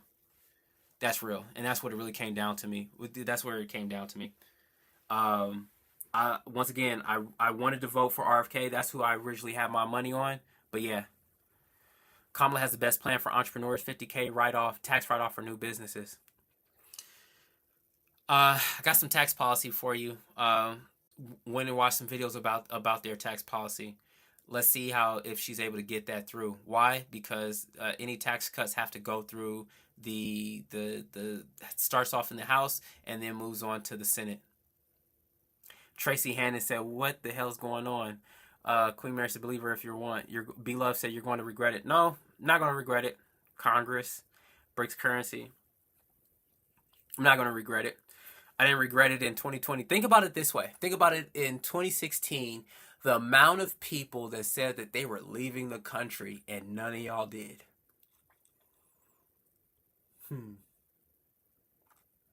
Think about how many wars were started during the Trump presidency.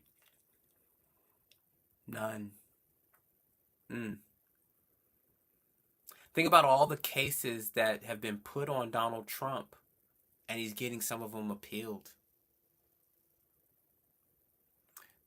know who you're voting for in your state house. Those are the ones that matter. Absolutely. Absolutely. Absolutely. Jared said, I'm not a fan of either major candidate, to be honest. I did like Trump's increase of standard D. I invite those people to move this go around also. And all the most well-expected economists choose our economic plan 10 times over Trump's. Bloomberg, Wharton. I see you as all those things. Where you fail is your politics. Goodbye. Okay, bye. What does Trump has to do for you not to vote for him? Standard deduction. Okay, great. Do research on the candidates for your state house. Absolutely, Tammy. You're absolutely correct.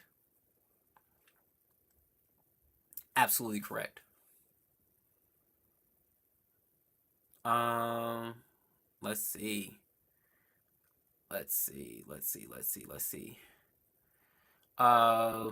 go to The Economist. Let's see what The Economist. Trump is taking his own campaign to protect his stock price. That's interesting. Let's look at major economists. Trump's tax policy. You know what's interesting about The Economist?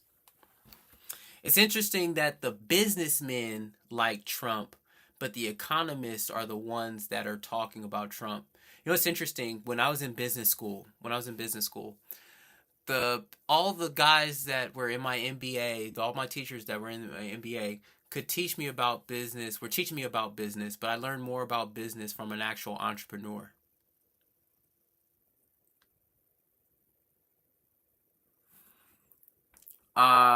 Look at every investment Trump has ever made taking L's. No. Starting a business is very risky. That's why 80% of business, it's like 50, what is it? Like 80% of all businesses fail within the first 5 years. So bankruptcy is there for people who have taken a risk, because when you start a business, you're employing yourself, and then hopefully you get to a point where you employ others.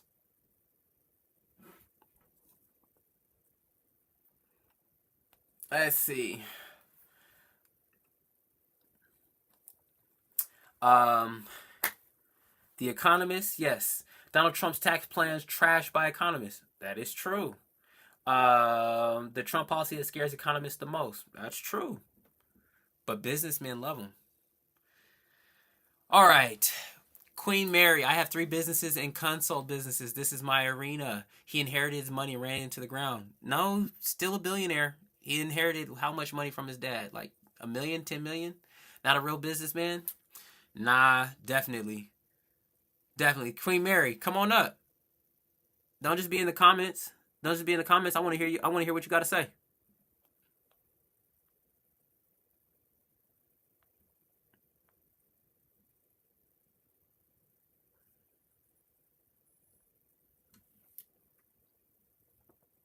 $500 million.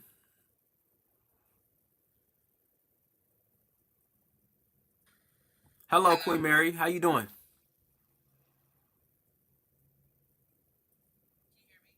Yes, you're a little low though. Nope, you're still a little low. Go ahead. There you go. Now you're still, yeah, now you sound better. Okay. How you doing? I'm doing absolutely amazing. How are you? I'm doing well. Good. So I guess a couple of things with what you're saying that I think you probably should talk about are his policies on the economy.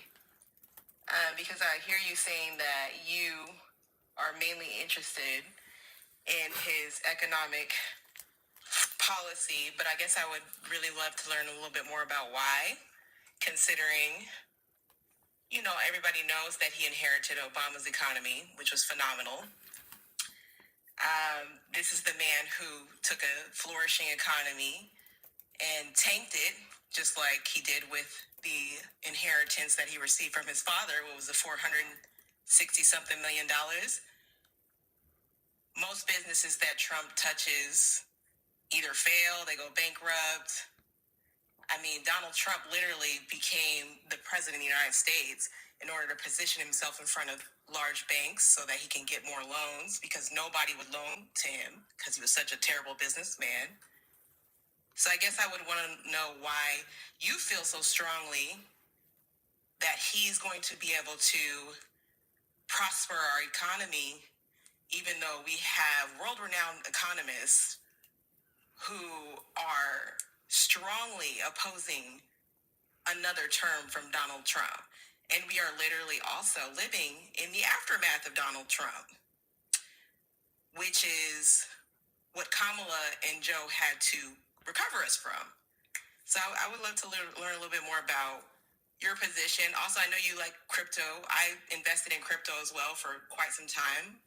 I think a little over 7 years. You know, a little bit before they had the really cool apps like Robinhood back in the day when we used to have to like jump through different exchanges across the world. But yeah, I would love to hear your position.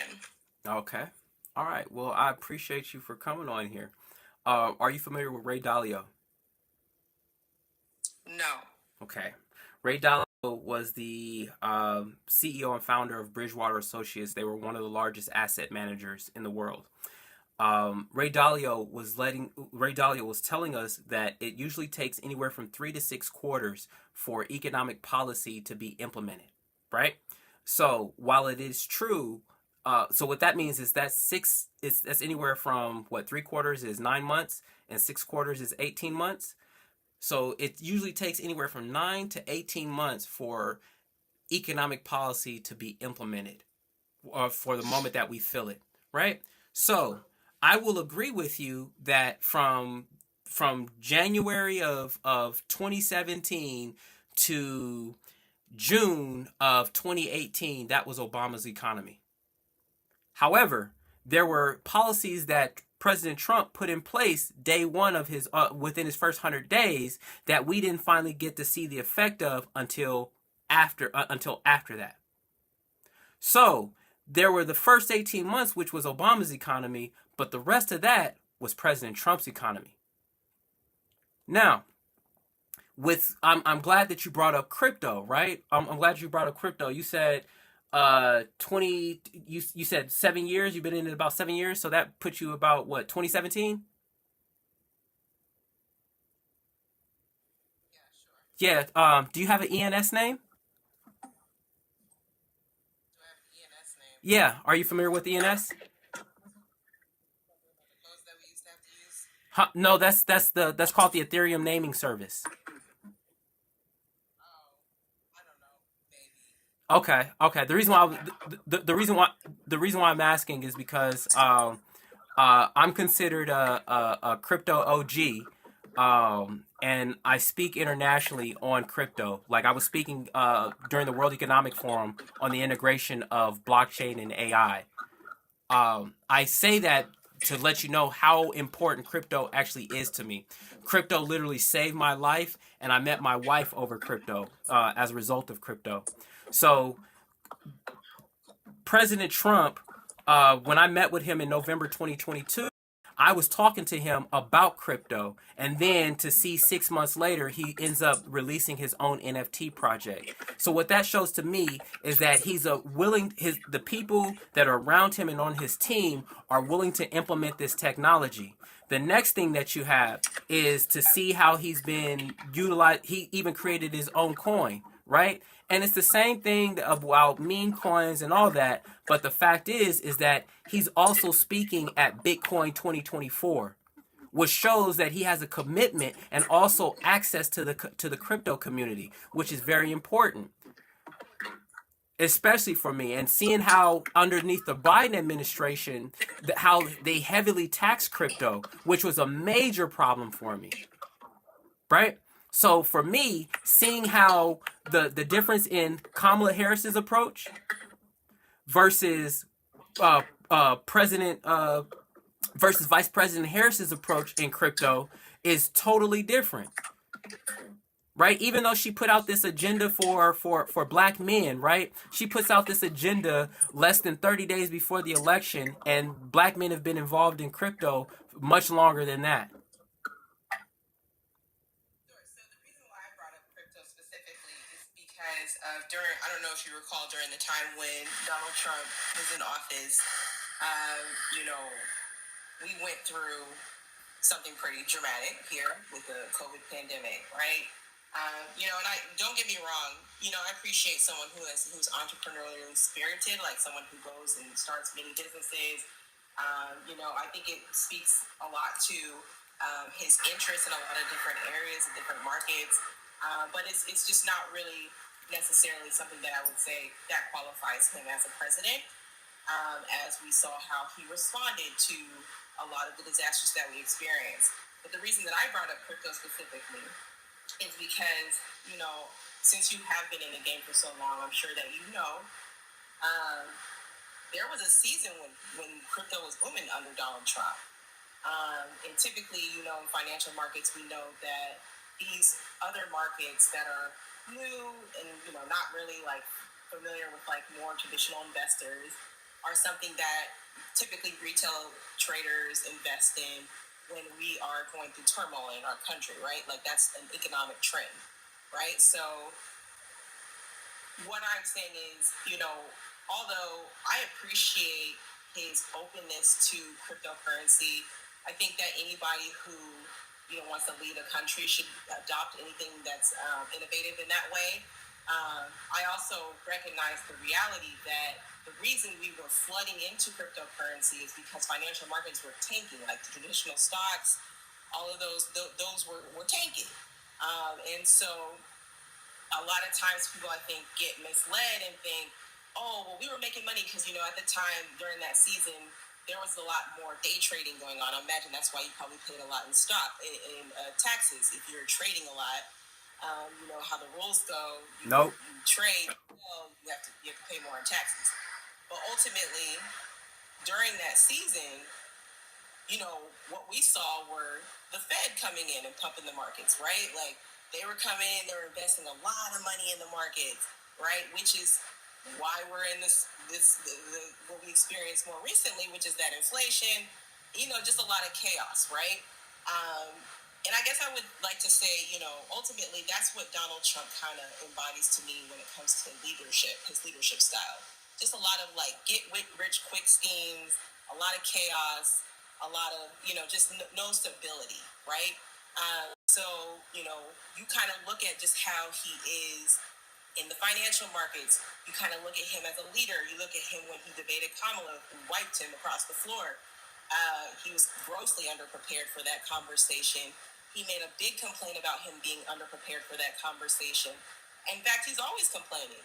He complains a lot about, you know, just the country, the people in it. He doesn't really want to lead 50% of the population here. He has a lot of issues with the way people want to be in a country that we, you know, we pride ourselves on being free markets, free, you know, expression, all of the things. And it just really comes across like this is just very off-putting for him.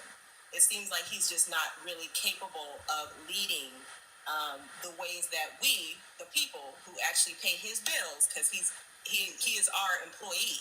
I think a lot of people forget that part.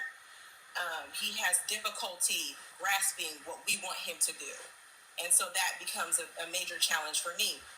Now, I know I commented a lot about a lot of his racism and fascism that, you know, it's pretty evident, clear across several forms that Donald Trump is a racist. He's a fascist. I don't know where you live. I live in New York, where we know who Donald is. You know what I mean? Like, Donald is a racist. He doesn't rate to black people. He did put that ad out for the Central Park Five. He does consistently make sure to make very racist comments. He does not think of you or me as equal. He does not look at us like that. And he will make policies that reflect his ideology. He constantly does create policy. He was making policies that reflect that ideology. I think he's probably the first president that almost enacted martial law on the people. I really don't really understand the, you know, like the, you know, parading around Donald Trump. I just think it's constant chaos. There's just too much mess. You know, and I guess that's my position there, and I haven't seen anyone be able to really clearly articulate why this person would be great for another 4 years, considering we have so much history on him in the past, and you know we have all of these thought leaders who have produced amazing analysis and forecasts of like what another presidency would look like with this person. And there just seems to be a lot of strong pushback. Now, to me, you're very rare because you're a person of color who is voting for Donald Trump. But for the most part, what I do see from Caucasians and what they really like about Donald Trump is they're in alignment with his racism. That's what it boils down to for them. Like, I've never heard them come from your position. They always come from the position of, they want law and order control of people of color. They're fear mongering of immigrants or, whatever they fear this week, this day, or whatever color, the color monsters. So, like, I guess I don't really understand from a economic perspective. I don't understand from a leadership perspective. I don't understand from a moral compass. Also, I'm Christian. I know a lot of Republicans claim to be Christian. I don't really know what God they follow. It seems like it's Donald Trump. But, my God and my word tells me, to never idolize man. Like this mentioned so many times in the Bible. There just seems to be a lot of, idolization of this person who's just very, just nasty to people. Like, I don't see world leaders respecting him. He doesn't follow the way that we operate with NATO. He's more in alignment with dictators like the Kim Jong-uns and all of those people. Even here's another one. Speaking of immigration, I think it's interesting how, we never force him to actually explain his policies because he will need to do that considering the disaster we experienced with him before. But this immigration policy, his only solution is to deport everyone now, which anyone who's fiscally responsible or financially responsible understands, like, that is incredibly expensive to deport so many people. Like, there's so many people here. And I just think the opportunity cost is to put them to work. I mean, at least that's what we do on the East Coast. Like, you need a job. Like, yeah, sure, you can go stand at the door at the dollar store. You know what I mean? Like, they'll take that job because the average New Yorker is not taking that job. But, like, his thing is deport everyone. And, we don't consider the cost of that. We don't consider the cost of, like, getting rid of farmers and, how much that will slow our production down. I mean, we saw during COVID, shutting down the country for a week under Trump, which was done under Trump, it cost us greatly. We're still digging out of that hole. But it's just imagine having a leader at that time, like Obama, when he was dealing with, what was Ebola? We didn't experience that. We didn't experience shutdown that literally shuts down the world because we are a financial leader in the world. We didn't experience things like that. So, yeah. Well, I appreciate your perspective, right? And there's the difference that you have in what you need to say that's going to rally up your base and what is actually possible, right? And both parties do that. Both parties are going to pander to the fears, are going to pander to the desires of their base, and may not even have the ability to deliver on that. So those are absolutely great points. For me, it was not about being an advocate for Donald Trump. It was about recognizing that these are my interests and this is the person that I feel is going to represent my interests best in terms of this. Donald Trump, Kamala Harris is not going to represent my interests the way that I need them represented. And since I know that she's not going to represent those interests, I'm looking at other candidates. My first choice was RFK. RFK decided that he was going to drop out the race, even though he's still on some ballots. He was on Louisiana's ballot, right? But I was not going to allow myself to vote for RFK and put my interests at risk to allow a Kamala Harris to become president.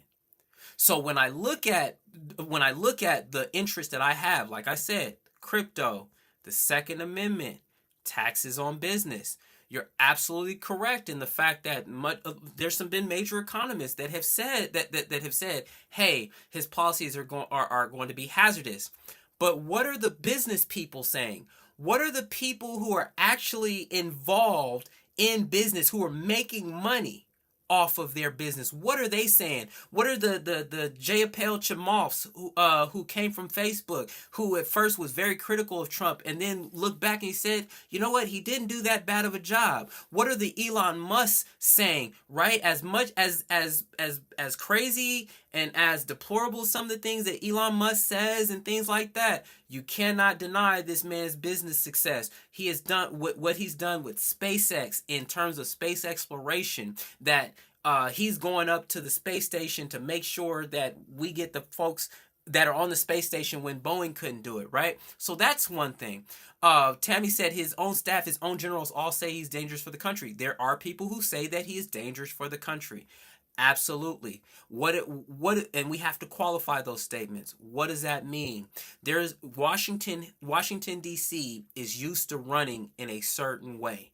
And Donald Trump was very disruptive to that. Absolutely disruptive to that. Right? Once again, I met with Donald Trump, right? I didn't get racist vibes from him.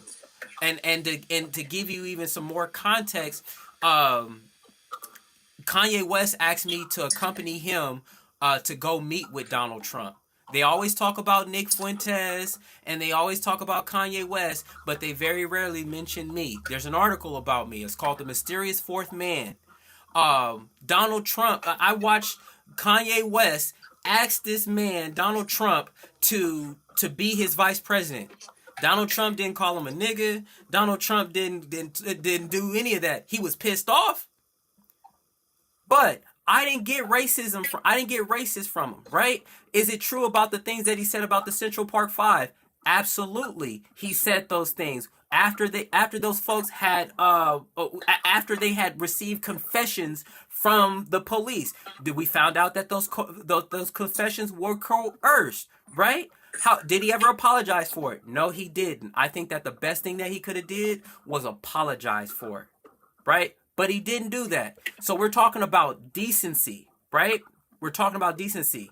Those were kids. The same way that we would say that if some little white boy came and shot up a school and he was 14 years old, we say give him the death penalty.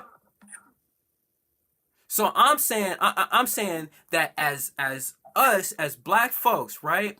If we make decisions solely based upon identity, I'm not saying that you are. What I'm saying is that the same way that white folks of a certain socioeconomic class have been deceived or pandered by the Republican Party is the same way that black folks, for the most part, have been pandered to by the Democratic Party, but have not received things specifically for them. So as far as my interest, right? Somebody said that Kamala's for the Second Amendment. No, she's not. She's not for the Second Amendment. What do I mean by the Second Amendment? A well-regulated militia being necessary for the security of a free state, the right of the people to keep and bear arms shall not be infringed, right? What that means, I'm all for common sense gun control. I'm all for common sense gun control.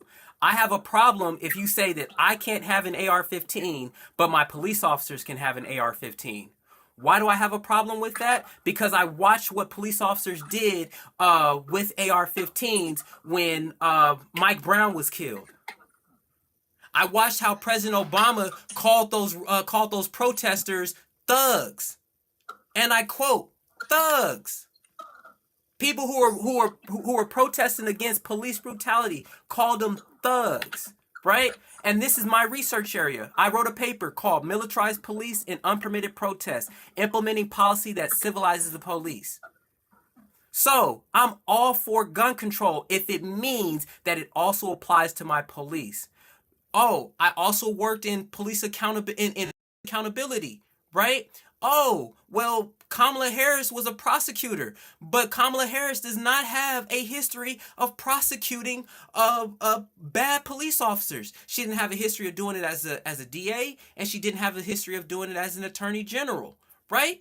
So these are things that are important to me that I'm also recognizing, what do I have to lose with voting for Kamala Harris? What do I have to lose with voting for Donald Trump? What do I have to gain with a Kamala Harris? And what do I have to gain with the Donald Trump? And my calculation has been that I have more to gain underneath a Donald Trump presidency. People can call him racist. Guess what? I live in a racist ass America. What's new? President Biden called kids super predators. He was he helped create the mass incarceration, the crime bill of 1994, Crime Bill Joe.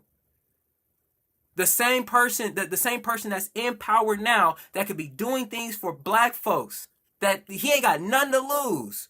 What is he doing? You would think that he would be doing everything in his power to be able to help Kamala Harris. That's not what's going on. The immigrant with the immigrant population, right? I'm all for immigration if it's done legally. But the problem is that, hey, when you have illegal immigration, you got the people in Chicago are sitting there like, yo, these people are getting $1,000 a month and we ain't getting nothing. The people in New York are like, yo, these people are getting money, but I don't have access to those resources. And I'm a citizen. Why? Because of the way that they've been classified. They have been classified as asylum seekers. So if you get classified in a particular way, then that means that you have rights to certain resources. But you as an American citizen, somebody whose mama, whose daddy, whose grandparents, great-grandparents, done paid taxes, done gone through all these different hardships, you don't have access to those particular resources. So for me, what I know what it is that I'm getting with a Donald Trump because he has a history of it. But I have too much to lose to stake that on a Kamala Harris who, once again, like I said, with police accountability. Yo, she didn't, people talk about, oh, Trump's going to give police immunity. He's got to go through a bunch of steps in order to do that. But you know what? Kamala Harris, when she was in the position to actually give police officers immunity, she did it. How did she give them immunity? By not prosecuting them. I'll give you another example. You want to know the issue? Another issue that I have with the Democratic Party is that the fact that Marilyn Mosby, right, out of Baltimore state attorney, who actually went after bad police officers, President Biden didn't give her a pardon. President Trump gives people more access to him than a Kamala Harris. Kamala Harris brushed off the faith community, but made sure that the LGBT community had access to them. This is what I'm looking at. Go ahead.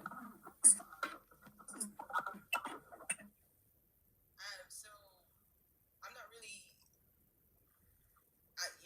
I'm no disrespect, but like I don't really hear what Trump can actually do for you today. Like I hear what you're saying, like as far as like, like again, he has this personification of like a business person who's successful, but I don't really see that at all anywhere. Like I said, the banks they won't give him loans. There's a reason for that, this is a person who defaults on consistently. This is a person who jumped into office so that he can try to find ways to make deals with these people so that he can continue to do his business. Like he prioritizes his business over, the people of this country, and that's actually not how the presidency works. I understand if he wants to be this business mogul, but you could do that over there. Unfortunately, he won't be able to do that, considering that we found all these crimes on him. He'll probably be going to prison. But ultimately, I found it interesting that you align yourself with like these great business leaders who I guess you consider great. I don't really consider great, like Elon Musk. I mean, Elon Musk is a nepo baby whose family made money off of an emerald mine, like in apartheid. Anybody can get it, right? But the hardest part is maintaining it and keeping it. The way that I look at it, though, is it is interesting that you would mention these people because they have like multi-billion-dollar, multi-trillion-dollar companies, right? But the reality is, like, I'm a small business owner, and I also work with a lot of different businesses. They're typically smaller businesses, and I work with them to find ways to have, stronger market access, like to really look at their total addressable market and just figure out ways to like penetrate there. So doing a lot of research on, competitors, looking at, forecasting what their future might look like.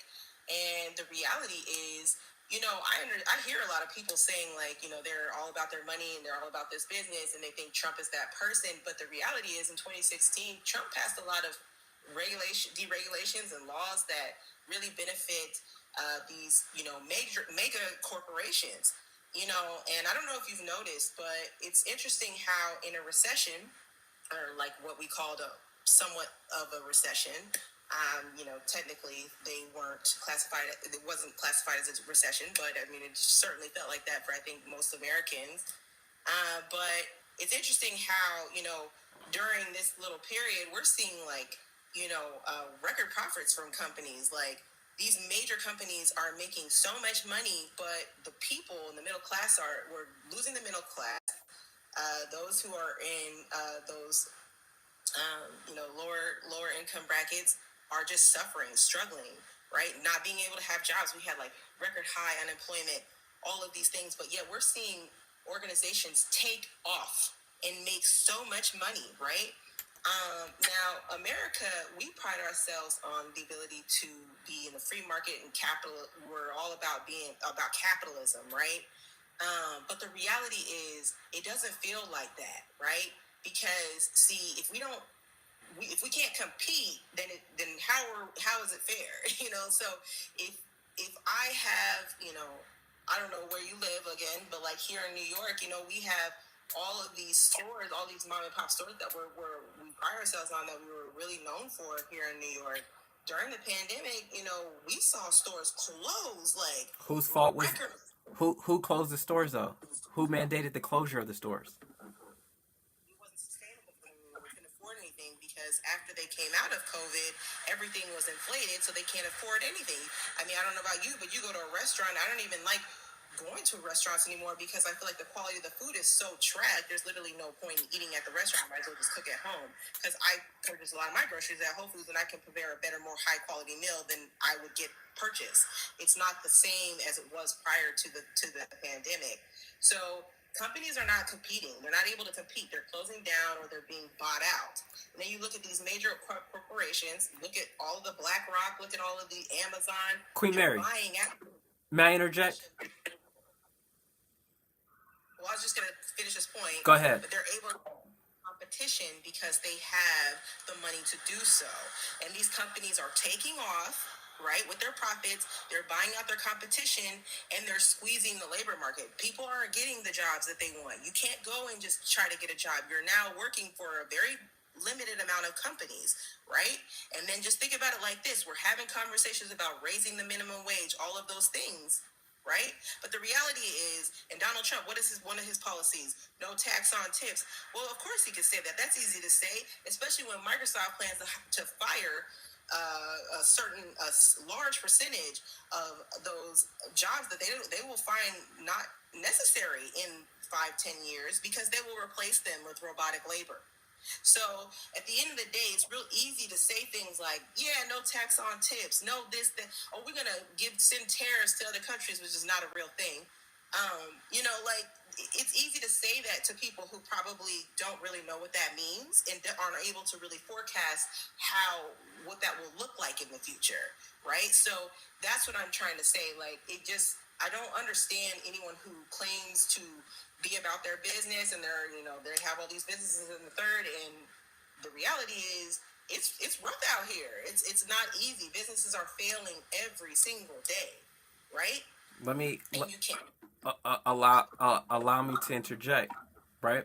This very same companies that you're talking about, right, were considered essential businesses, and the mom and pop shops and the restaurants were not considered essential businesses. So, the in jurisdictions and states where they mandated some of the lockdowns, like Los Angeles was crazy, New York was crazy, but you have states like Florida and Texas that were still doing well as a result because they didn't have as restrictive lockdowns. So part of the economy that they felt was as a result of state policies and state mandates. You're absolutely right in that all these people are getting richer and richer. And the thing about the American dream is not a house and a picket fence. The American dream is owning a business. And so with Donald Trump, has Donald Trump figured out a way of gaming the system? Absolutely. Absolutely. The fact that you can open up a business and bankrupt it and you still come out on top, right? So even though his business may have failed, his pockets didn't, right? And that just shows that there are areas in that we need to change. However, he took advantage of the laws that were already in place, not laws that he implemented.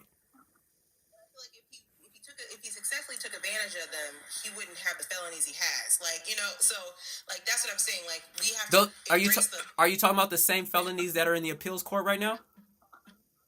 about the convictions, the guilty conviction. He got convicted, right? He got convicted, but those are in appeal, correct? And the SDN, it doesn't matter. He's not going to win. This is Southern District of New York. You know, come on, I live in New York. Like he's never going to win that. I'm just going to tell you. Did you listen to the oral arguments? It doesn't even honestly. I'm just trying to be real with you. Like it doesn't matter. If SDNY, everybody in New York knows. Like if SDNY gets on you, you're done. Like it's really you're done, and you actually did it, and we know you did it because it takes a lot for you to go down in New York. That was Letitia James. The oral arguments about that the appeals justices were saying, hey, this is the first time we've ever seen a case like this, and the loans were paid back. It's a wrap for Donald. So in that department. But my point is this though, right? Like I hear you and I respect that you respect I don't respect that you respect this person morally speaking and like just who he is. It just sounds like a criminal to me. I don't operate like that.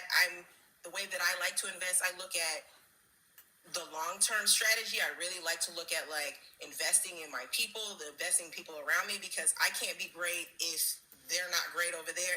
It just doesn't make sense as a person who owns a business. Like I need to be able to sell products and service to people who can afford them.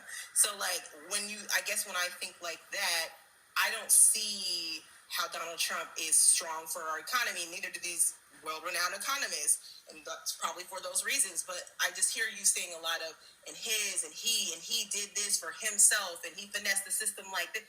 I don't really see how, we're a subset of this whole ecosystem, right? We're business people, right? We're a subset. There are other people who don't have that mindset, you know? There are people who aren't necessarily business savvy and all the things. They're just trying to pay their bills and feed their kids and stuff, you know? Like, so I don't think that is the American dream, to feel like I have to go against a corporate shark every day. You know, like I don't think the average person wants to feel like that. They want to just be able to feel like they can depend on what they're investing in, right? Which is our taxes. Our taxes are investing in the economic growth, our GDP, all of those things. That's what our taxes are going towards, and that's what we expect to see strong ROI. I also thought it was interesting that you mentioned while New York and LA were closed down, you know, you're talking about Florida and Texas flourishing. You know, but the reality is that's unfortunate for them too, right? Because New York and California, you know, we carry the nation, right? Like our taxes carry like heavy, right? Like a lot of those states, Texas, Florida, it's hard for them. They don't make the money we make at all. You know, you even look up. I mean, if you ever want to know what another Trump presidency would look like, what it would look like under Republican rule, just Google the top 10 poorest states in the country. They will all be red states. All Republican-ran states, because that's how they think about their constituent comprehension levels in the country as well, because that is also the values of the Republicans, and keep them poor, right? And then states like New York and California have to put in all the weight in order to carry to make sure are still eating, you know? So like, I guess from my perspective, right, a person who sits in the hub that is funding this country, right? Like, I would like everyone else to get on the same page as what we're on. Carry so much weight, you know, for everyone else in these other countries, in these other states who are under these Republican rules. Like, I mean, how many times? You know, they say if it isn't broke, don't fix it. But I mean, if it's always broke, we should fix it. You know, like we should fix it today, right? Like, so I guess that is my position. Well, I What appreciate. did this person say? Oh, I appreciate your position, Queen Mary. I greatly appreciate that. Any final thoughts? no, I thought your conversation has been interesting. Started at child support and we reared all the way into Donald Trump. Hey, look, that's how versatile I am. Thank you, Queen Mary. All right, thank you. All right.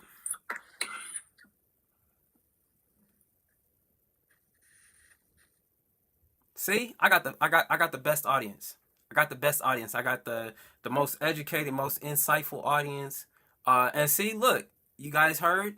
Didn't necessarily agree, but I'm loving to hear what she has to say, right? Let's look at some of the comments. It says California is the number 5 GDP in the world. Absolutely. They all rip on California, including Trump, but California has the number 5 GDP in the world. Absolutely. Read the ruling. Now your numbers are going to go back up. Let's see. My sister and I came from class home. When I joined, over 100 viewers. Clean joined down to 39. Facts. That's funny. Talk about the debt in comparison. Trump debt is almost double Biden. I came from middle class home. Court of Appeals are going to be dropping all that. She's a common supporter. Birds of a feather. Word salad. Queen Mary, you got it right, girl. Why she keep talking in circles? Maybe you can raise money selling those golden Bibles and golden tennis shoes. He's just a joke. Hey, he was raising money. He was raising money. Look, I'm building my own watches. Conviction cannot be appealed. He will be sentenced 11/26/24. Conviction can be appealed. Can be appealed. Let's go back to where he was saying.